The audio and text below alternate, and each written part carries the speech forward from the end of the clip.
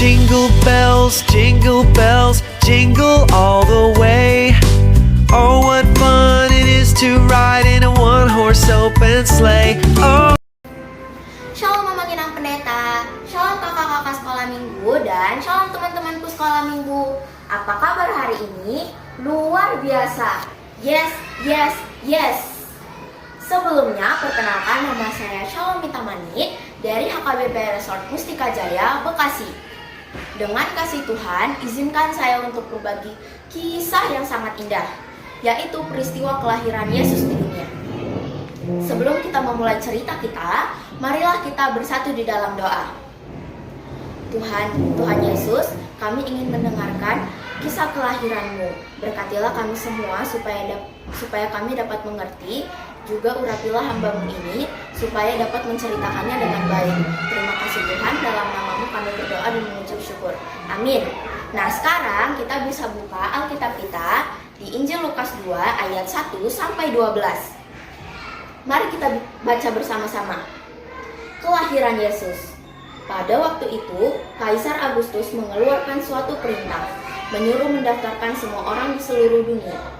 Inilah pendaftaran yang pertama kali diadakan sewaktu Kirenius menjadi wali negeri di Syria. Maka pergilah semua orang mendaftarkan diri masing-masing di kotanya sendiri. Demikian juga Yusuf pergi dari kota Nazaret di Galilea ke Yudea ke kota Daud yang bernama Betlehem, karena ia berasal dari keluarga dan keturunan Daud, supaya didaftarkan bersama-sama dengan Maria tunangannya yang sedang mengandung. Ketika mereka di situ, tibalah waktunya bagi Maria untuk bersalin, dan ia melahirkan seorang anak laki-laki. Anaknya yang sulung lalu dibungkusnya dengan lampin dan dibaringkannya di dalam palungan, karena tidak ada tempat bagi mereka di rumah penginapan.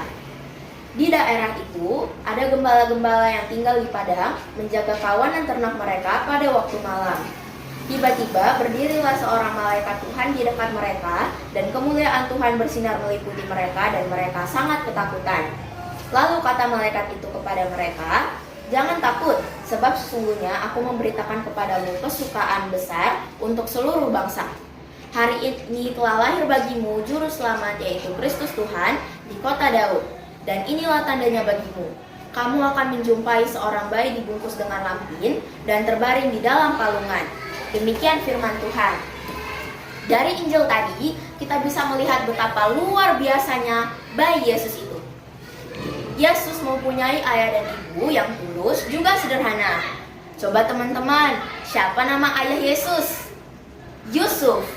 Pekerjaan Yusuf hanyalah seorang tukang kayu. Dan ibu Yesus adalah Maria.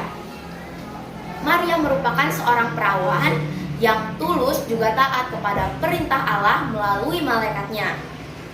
Suatu ketika, Maria juga Yusuf pergi ke kota Betlehem untuk tujuan pendaftaran penduduk.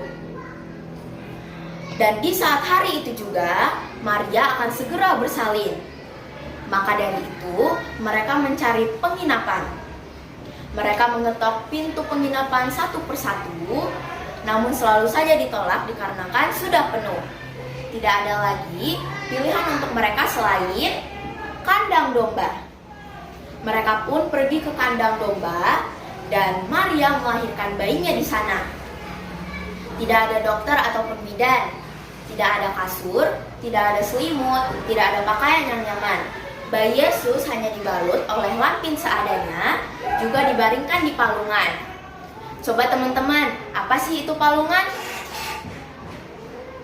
Palungan merupakan tempat makan hewan ternak.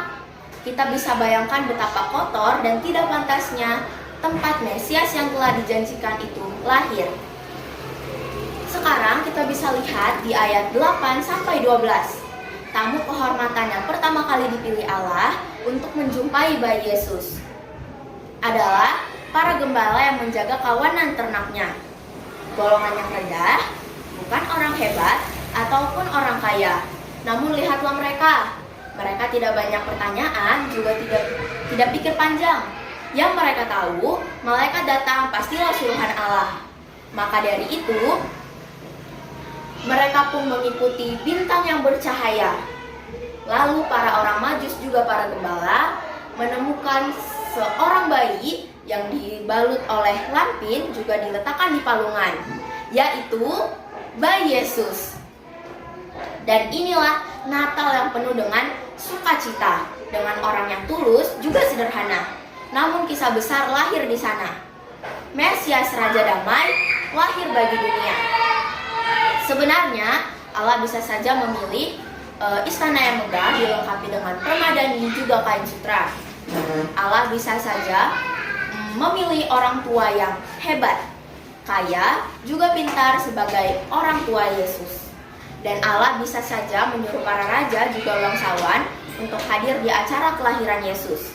Namun bagi Allah, semua itu tidak penting. Yang terpenting adalah sikap hati kita untuk menerima kelahiran Yesus di hati kita.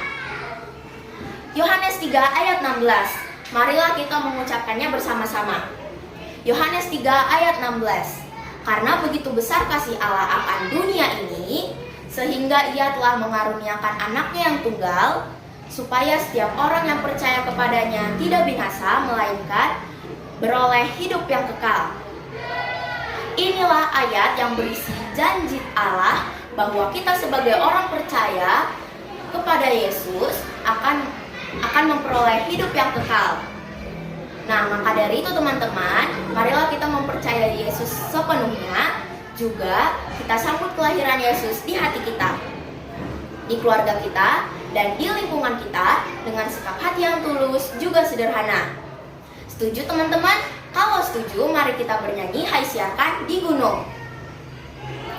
Hai siarkan di gunung, di bukit dan di mana jua. Hai siarkan di gunung, lahirnya Al-Masih.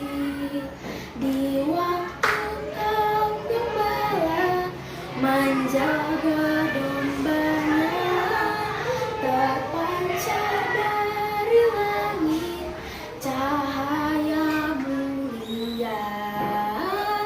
Hai siarkan di gunung, di bukit dan di mana jua. Hai siarkan di gunung, lahirnya Al-Masih. Terima kasih teman-teman, karena kita sudah selesai mendengarkan kisah kelahiran Yesus. Marilah kita bersatu di dalam doa. Tuhan Yesus, kami telah selesai mendengarkan kisah kelahiran-Mu dari awal sampai akhir. Berkatilah kami seluruhnya supaya kami dapat memaknai kisah kelahiran-Mu dengan baik. Terima kasih Tuhan, dalam nama-Mu kami berdoa dan mengucap syukur. Amin. Terima kasih semuanya. Tuhan Yesus memberkati.